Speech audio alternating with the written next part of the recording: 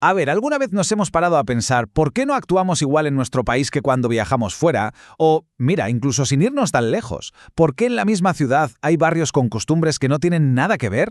Pues la respuesta, claro, está en la cultura, esa especie de manual de instrucciones invisible que nos dice cómo comportarnos. En esta sesión vamos a meternos de lleno a desgranar qué es la cultura desde la psicología social y sobre todo cómo nos influye en el día a día, pero de una forma que se nos quede grabada. Vale, para no perdernos, esta va a ser nuestra hoja de ruta. Primero, un poco de historia, la relación entre psicología y cultura. Luego, nos meteremos en los matices, en la letra pequeña, que es clave. Después, el gran reto, intentar definir qué narices es la cultura. Y para terminar, veremos sus dos caras, la objetiva y la subjetiva. ¿Listos? Pues vamos a ello. Y empezamos por el principio. Ojo, que aunque esto de la cultura y la psicología suene algo supermoderno, la verdad es que la conexión entre ambas, bueno, es casi tan antigua como la propia psicología. Para entenderlo bien, tenemos que hacer un pequeño viaje en el tiempo, a los mismísimos orígenes de la disciplina. Mirad, es que esto es clave. Ya a finales del siglo XIX, en 1897, un pez gordo como Wilhelm Wundt, que es básicamente uno de los padres de la psicología, ya estaba diciendo que, oye, es que no podemos entender a la gente si no estudiamos los fenómenos colectivos, como la cultura. Y un poco después, en 1911, llega el antropólogo Franz Boas y lo remata, demostrando con sus estudios cómo la cultura nos moldea la mente. O sea que esto no es una moda pasajera, ¿eh? Son los cimientos de la psicología social. Claro, decir que la cultura influye está muy bien, pero se queda corto. La psicología moderna ha ido mucho, mucho más allá. Es como si le hubiera puesto un microscopio al concepto para verle hasta el último detalle. Y aquí es donde la cosa se pone de verdad interesante, porque vamos a ver que no es todo tan blanco o negro como podría parecer. La clave es no pensar en la cultura como, no sé, como una roca, algo fijo. Es más bien como un río, ¿verdad? Siempre está en movimiento, a veces tiene remolinos, corrientes que chocan. Basándonos en el trabajo de Páez y su equipo, allá por 2003, podemos desglosarla en 5 puntos fundamentales. Primero, es compartida, o sea, algo es cultural si la mayoría de la gente lo ve como normal. Segundo, es dinámica y contradictoria, y tanto que lo es. Solo hay que pensar en cómo ha cambiado nuestra forma de ver, no sé, el teletrabajo en los últimos años. Tercero, es normativa. Nos dice qué está bien y qué está mal, como ceder el asiento en el bus. Cuarto, se transmite. La aprendemos, no nacemos con ella, de nuestros padres, en el cole, de los amigos. Y quinto, y esto es muy chulo, es creatividad.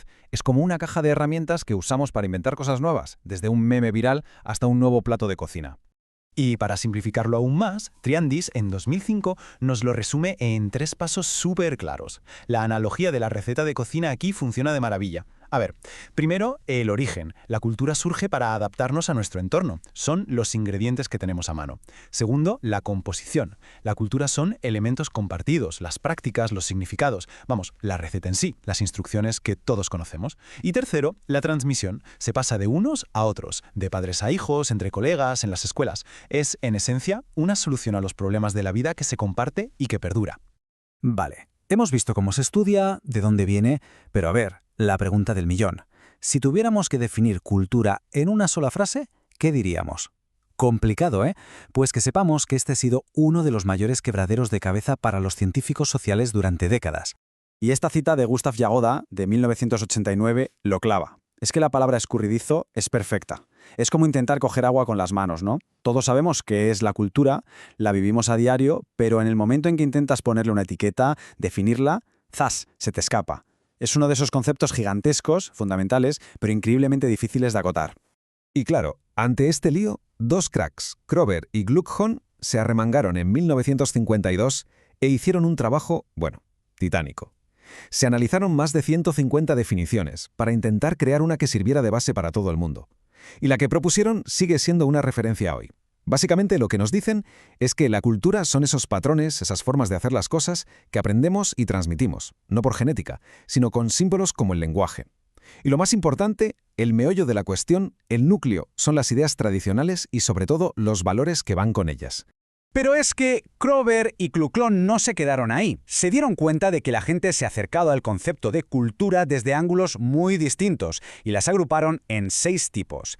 Están las descriptivas, que son como hacer un inventario de todo lo que hace un grupo. Las históricas, que se fijan en el peso de la tradición. Las normativas, que van a las reglas del juego, a la ideología. Las psicológicas, que se centran en cómo aprendemos a ser parte de la sociedad. Las estructurales, que miran cómo encajan todas las piezas del puzzle. Y finalmente, las genéticas, que se preguntan de dónde demonios salió todo esto. Como vemos, un concepto con un montón de caras. Bueno, y para poner un poco de orden en todo este lío de definiciones, hay una distinción que es súper útil, de verdad. Es la clásica analogía del iceberg. Pensemos en la cultura así. Hay una pequeña parte que se ve, que flota sobre el agua, pero la parte más grande, la más importante, está oculta debajo. Vamos a ver esta diferencia entre lo que es tangible y lo que es intangible. Aquí está el quid de la cuestión. Por un lado, la cultura objetiva. Es la punta del iceberg, lo que se ve. Los edificios, la ropa que llevamos, la comida, el arte, todo lo que se puede tocar. Si una civilización desapareciera de golpe, esto es lo que los arqueólogos encontrarían miles de años después. Pero luego está la cultura subjetiva, que es la parte gorda, la que está sumergida. Y aquí están las creencias, los valores, las normas no escritas, todo el mundo de las ideas. Y es esta parte, la que llevamos dentro, la que de verdad le interesa a la psicología social, porque es la que realmente mueve los hilos de nuestro comportamiento. Y para bucear en esa parte sumergida del iceberg, Harry Triandis nos dio en 1994 un mapa genial con 4 componentes. Pensemos, por ejemplo, en la cultura de una empresa para entenderlo. Las creencias serían las ideas que flotan en el ambiente, tipo, aquí lo más importante es innovar. Los roles, lo que se espera de cada uno, del jefe, del nuevo, etc. Las normas son las reglas, escritas o no, sobre cómo hay que vestir o a qué hora se para a comer. Y los valores son los grandes principios que lo guían todo, como el cliente es lo primero. Estos 4 elementos son como el sistema operativo de cualquier grupo humano. Eso sí, ojo, no podemos olvidarnos de la punta del iceberg. La cultura objetiva no es solo un montón de cosas, es la materialización, la expresión física de la cultura subjetiva. Una catedral, por ejemplo, no es solo un edificio de piedra, ¿no? Es la expresión de unas creencias, de unos valores.